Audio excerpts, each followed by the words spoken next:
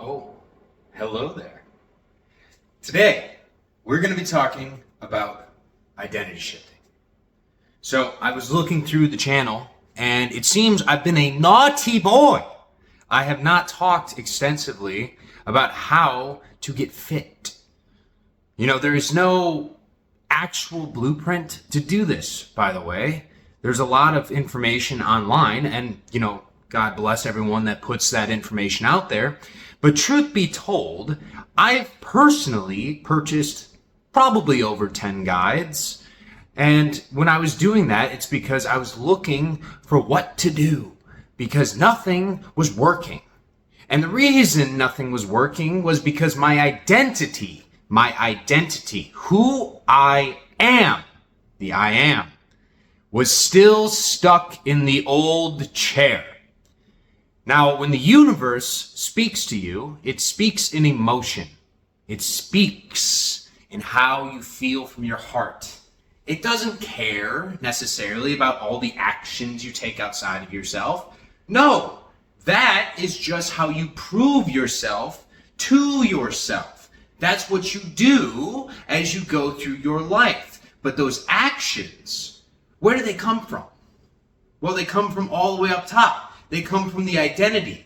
That identity bleeds down into your beliefs, into your thoughts. And then we attach these emotions, this beautiful, emotional energy to these thoughts. And that guides us to do the things that we love. And that's what I want to talk more so about today. Getting fit is not about a certain amount of rep ranges that you need to do. It's not about how many bicep curls you can crank out. Doesn't matter how much weight you can put on a bench press. It's not about how many rows you can do, how long you run on the elliptical or the treadmill. None of that. It's not even about fasting.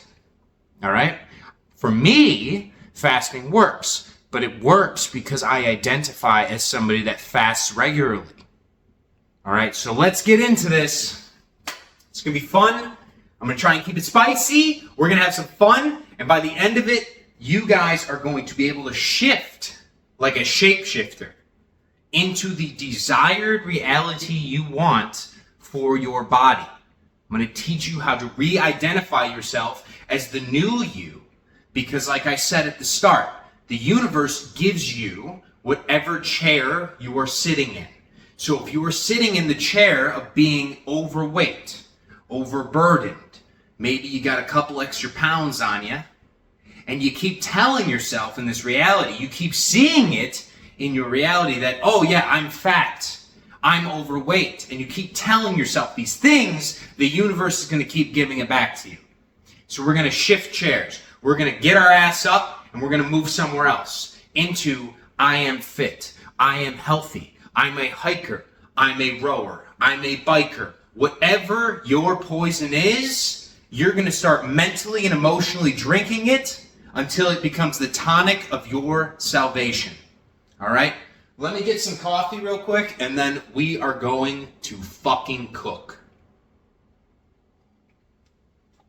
By the way, I got a new coffee cup. It says, "You little shit." This shit's hilarious. If you haven't seen Dungeon Soup, they make animated videos. Hilarious. They are so funny. And they're like D&D based. So for like an OG nerd like me, woo! Incredible.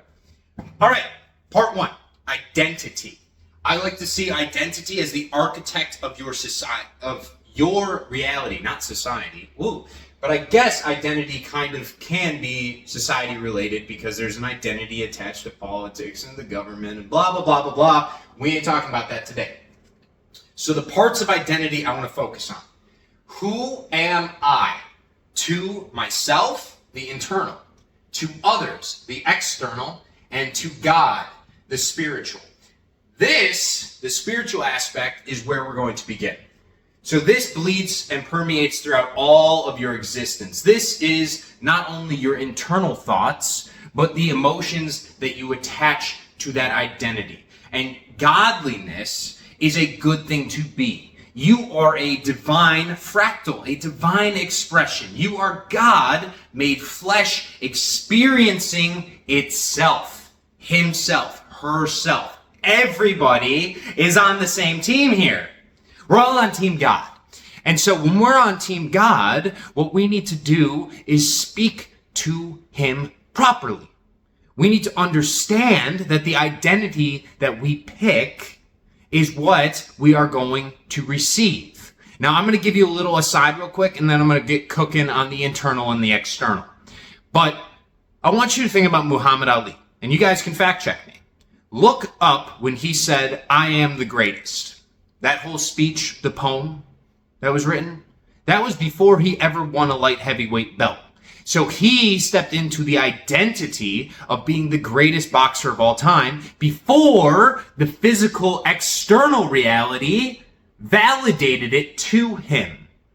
He gave it to himself. He sat in the champion's chair before it ever manifested in physical reality. Another example, Michael Jordan.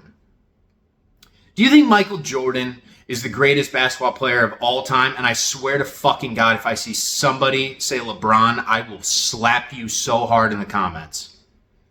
I love you. No, but Michael Jordan, do you think it was after the 6 championships that he was dubbed the greatest player of all time? Or do you think he was always the greatest player of all time, and that the physical manifestation of that, the 6 championships that followed, was because of the identity? Tom Brady, 7 Super Bowls. He was the greatest quarterback of all time before he won a single Super Bowl. It is all identity based. You are what you are before you get validated it in reality. Now, there's another video that I will probably put in the related after, at the end credits, whatever that's called, talking about how life is a mirror. That's exactly what this concept is. You have to smile first before the mirror smiles back, which means there's a lag time between your internal reality and the manifestation of it in the external reality. So you need to get squared up with God and decide what exactly the expression is that you want to be. If you decide you are fit, then you are fit, and you claim that identity. You move your consciousness to the end goal. You don't work to get to the end goal. You start from the end goal. You start moving and shaking as if you are already that which you want to be, because you are. When you talk with God, he gives you what you are, not what you want, because what you want means it's outside of yourself. And there is nothing outside of yourself. Everything is within you. The kingdom is within you. You just need to move yourself into the proper seat to receive the blessings that are associated with it. Now, the internal world, when it comes to building this identity, as the architect, you're going to start discovering things about yourself. I recommend that whatever the word you want to use, whether it's fit, whether it's healthy, whether it's robust, whether it's muscular, if you're like a bodybuilder type, you start saying to yourself that I am this. You get a journal, you start writing it down, and then let the thoughts flow after that. You're going to start to notice new thoughts coming in, new emotions coming in, which we're going to get to the emotional part.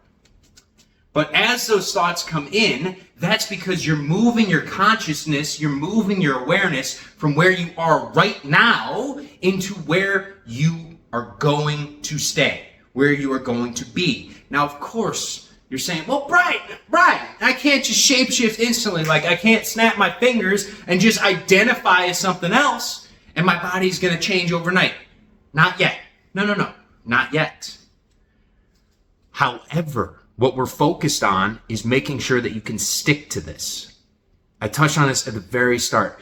I almost see it as useless to sell information or to write a guide in such a way where I just tell people what I would do to get healthy, because that's what I would do. That's my seat with God.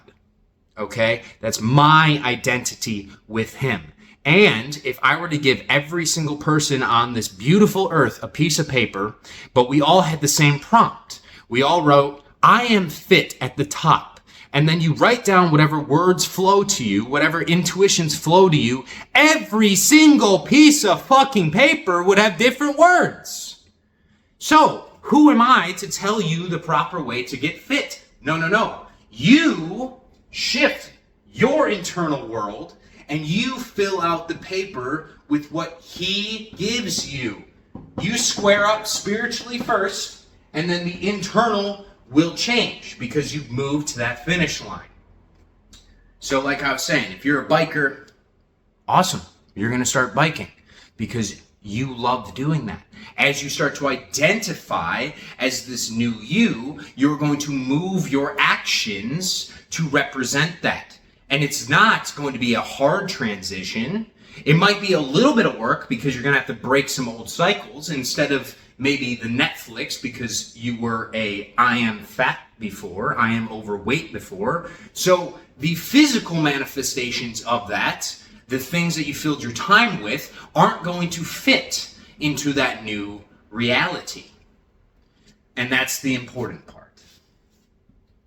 You have to shift it first mentally with the architect, and then the architect bleeds down next into the blueprints, the beliefs and the thoughts. These are the intuitions. These are what start to come to you as you change that internal reality.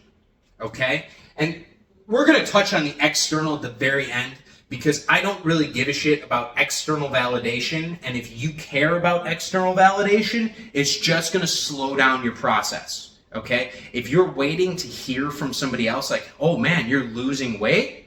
Oh my God, you're completely changing overnight.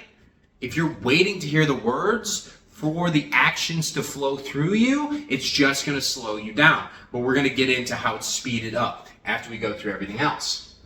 So the blueprint, the architect, as you change the identity, is what designs the blueprint for your life. This is like you can see as the 24 hours that we have in a day. Here is the list of all the activities that make me the happiest, that make me the gladdest. I am joyously expanding because I'm in alignment now with the identity, with the architect. But we're going to have to do some work, some shadow work to rewire the beliefs and thoughts that we've had before. Let's go over just a couple. And I want you guys to write down in the comments which ones that you may have had in the past. And this applies to everything, not just losing weight. Consciously, you could say, I have poor genetics. I've personally said that one before. Big boned. Oh yeah, I've said I'm big boned. Yep, that's the reason I'm big. That's the reason I'm overweight. It's just, I can't help it. I'm born this way. I think that's a Lady Gaga song. I can't do it. Well, those that say they can and those that say they can't are both entirely correct. Reserved for the few. This kind of goes back in line with the poor genetics. I just didn't win the genetic lottery. My mind is just not wired that way. I wasn't born that way. I'm not good enough. Low self-worth, low validation. You're not getting what you need from somewhere outside of yourself, and you're certainly not getting it from somewhere inside of yourself. And we're going to work on that, and that's how we are going to change our body, by changing the mind first. You have to go after these thoughts and these beliefs. And I've done a video on shadow work, but I'm going to rehash this real quick. You can't break a cycle, but what you can do is transmute it. Transmutation is the process from alchemy where you apply energy to a system to take mercury up into gold. It's symbolic of taking a lower state of being, a lower emotion that you don't like, such as the feeling that you have in your heart when you keep regurgitating, oh man, I have poor genetics, I'm just not good enough. It doesn't feel good. But now, since your identity is different, as you moved your ass into a new seat, this doesn't fit that seat anymore. So what are we going to do? When that thought comes in, because it will come in as you change your identity, the old you that you have created is going to say, hey, don't leave me. I love you. And you're like, no, you fucking don't. I don't look good. I don't like how I feel. But it's going to be like, but I love you. Please come back. And keeps throwing these thoughts and beliefs at you. All right? So when they come up, what you're going to do is you're going to reject it. You're going to sit there. You're going to feel that emotion. And you're going to decide for yourself, hey, I don't like this emotion. You know what I'm going to do? I'm going to reject that thought. I'm going to reject that belief. I'm going to throw that shit against the wall. I'm going to yeet it. And then I'm going to replace it with, you know what? I have God-tier genetics. I am a piece, a divine fractal of consciousness of God. Why would I have bad genetics? I'm a piece of the whole. Of course I'm perfect. I was always perfect. Every single one of these big bones, sure I have big bones. You know what those big bones do? They make me healthier because now I can't get injured. They also support all the muscle that I have on my frame. That's why I have big bones. I also have a big dick too.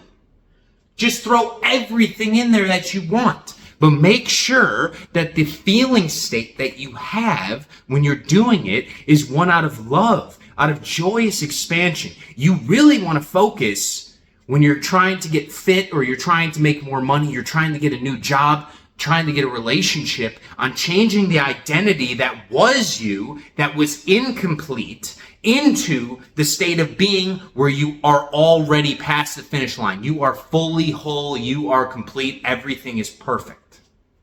Okay? And that is the energy that I'm talking about for transmutation. You will have to do some work. This is not just, I'm just going to say I am fit, I am fit, I am fit, I am fit, and magically you wake up with a six-pack one day. No, you're going to have to unwire the bad thoughts. And then also take care of the subconscious thoughts. The subconscious thoughts, more so, are the ones that go under the radar.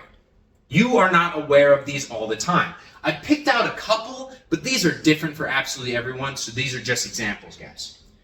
Not enough time. We have all said this, maybe not consciously, but it is something that bleeds through into our decision-making process. You know, I'm working all these long hours at work, and so I can't get to the gym.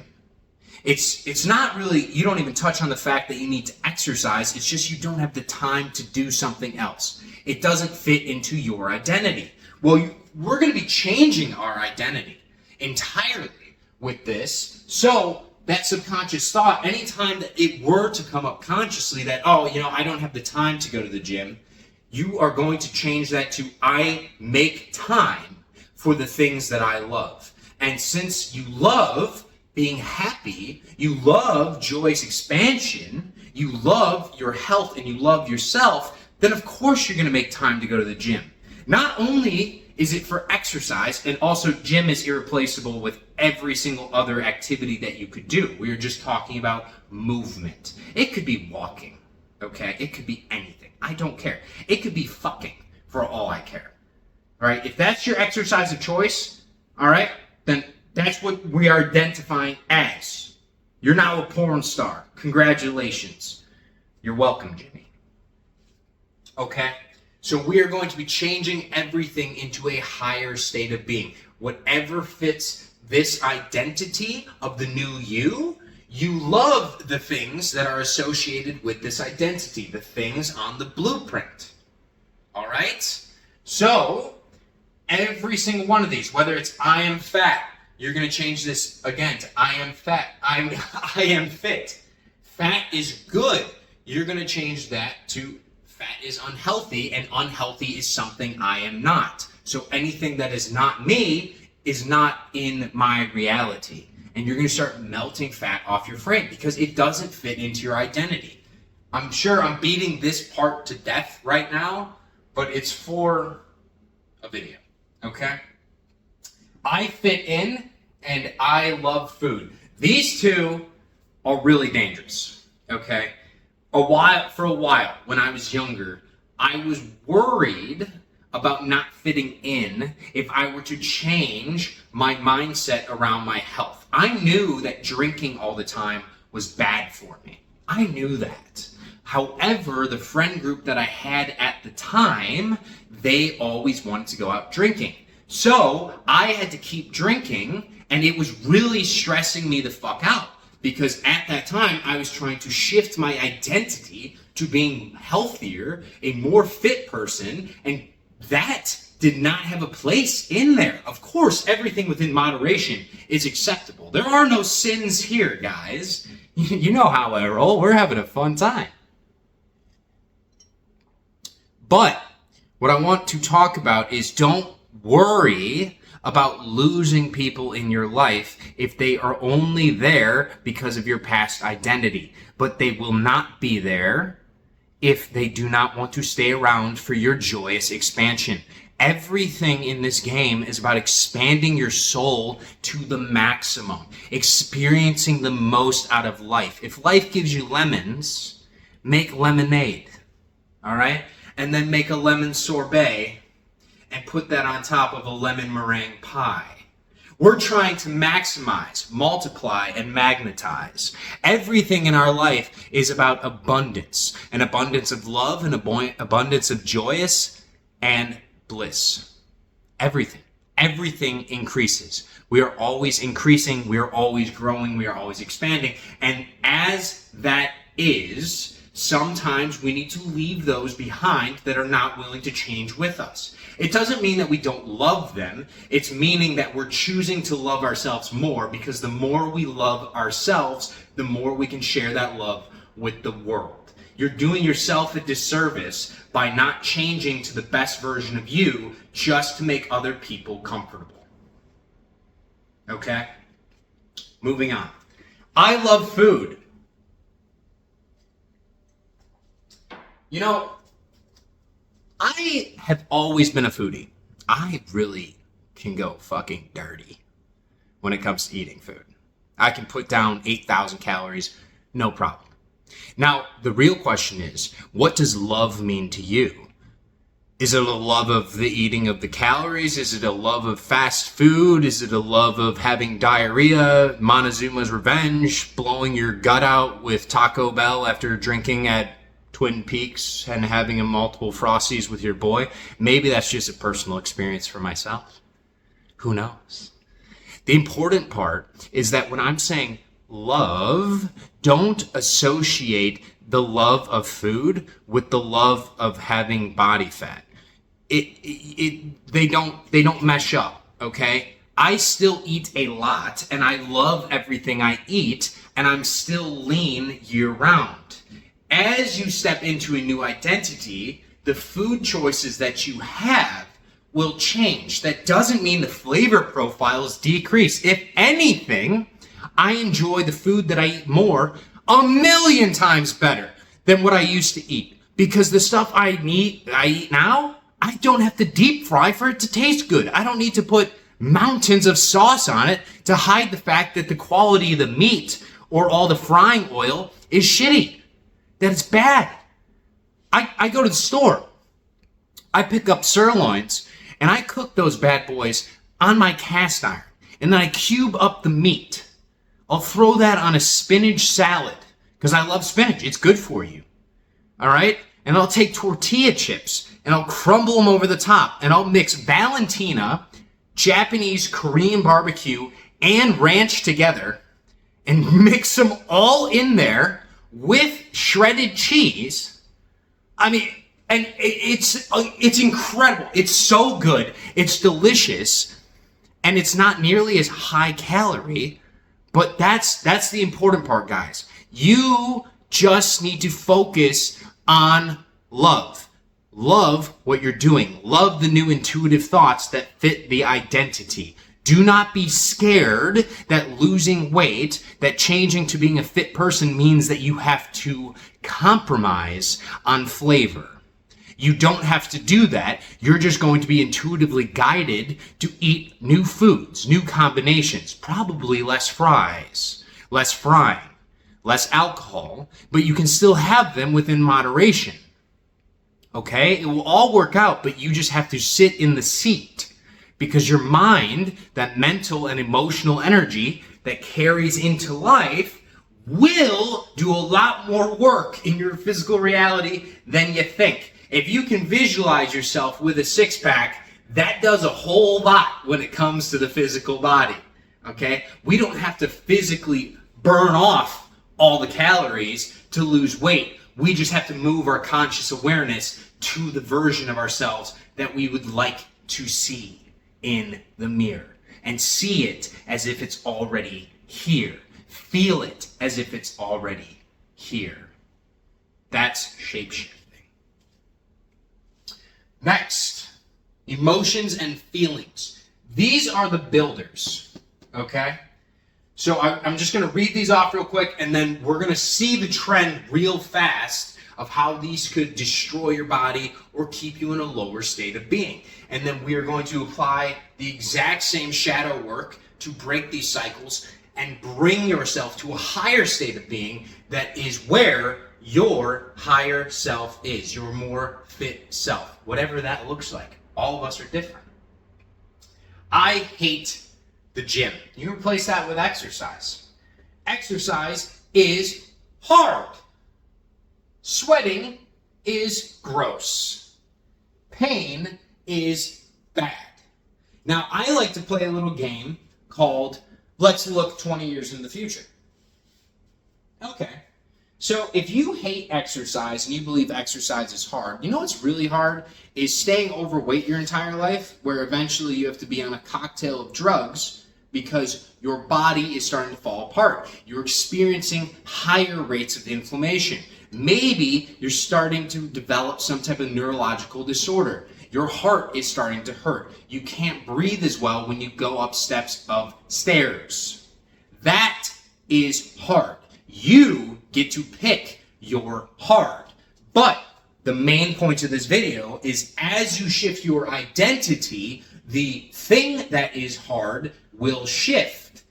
You don't have to spend a whole lot of time saying, I love the gym, because the new identity of the person that goes to the gym because they love to be fit, they love the friendships that they have there, all the relationships, the other people they run into, they automatically love the gym. This emotion is normal to them.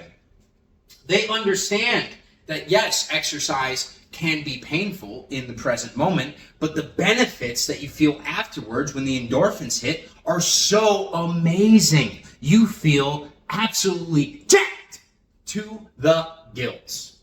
And so exercise isn't hard. What's hard is taking a rest day.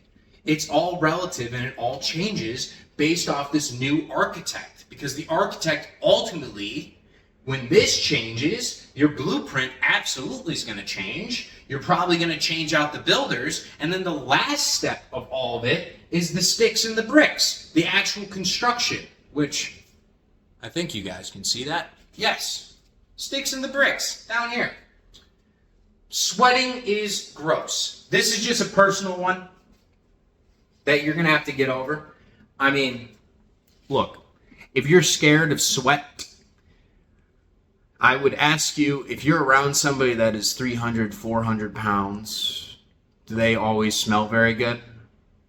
No offense to anybody that's watching this that is that size, but it is harder to clean yourself. Sweating when you're eating healthier foods, when you are moving your body all the time, when you're getting more sun, when you're using more natural compounds, doesn't smell bad at all. Usually sweat only smells bad or is gross when the things that you're putting into your body via your mouth or the words that you speak about yourself that come out of your mouth are vile. All right? Everything on this channel is dedicated to being a more loving, more accepting version of you. And that means that we're walking upwards. That doesn't have to be hard. There is no such thing as hard. Ego creates hard. Thinking creates hard. All you have to do is step into the new identity of yourself and follow the path one step at a time. You don't have a full sink of dishes to do. You only have one. Whatever you're doing at that time. And then you just keep going. That's it. It's much easier that way. There's no suffering. And then finally, pain is bad. This relates kind of to the exercise is hard, where you're constantly thinking like, oh man, but like I'm gonna get so sore and my muscles are gonna hurt or my legs are gonna hurt from all that.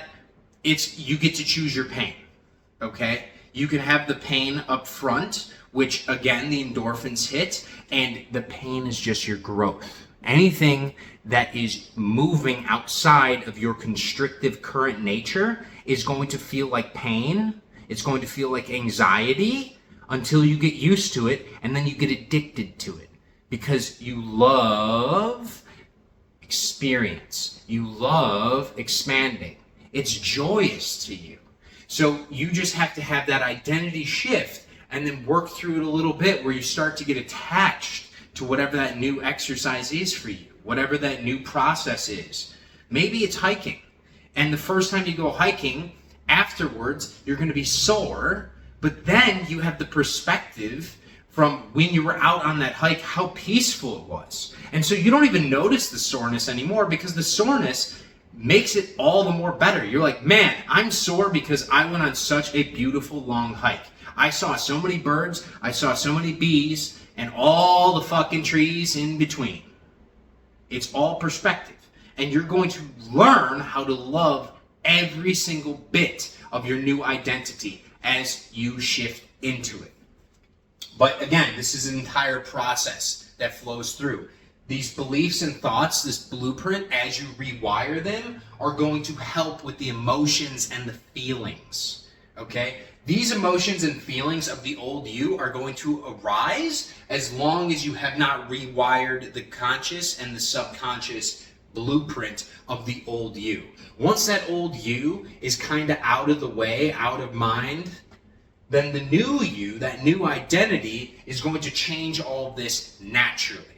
And you're going to be able to joyously walk through life without having to think too much. You're just going to be instead of trying to be.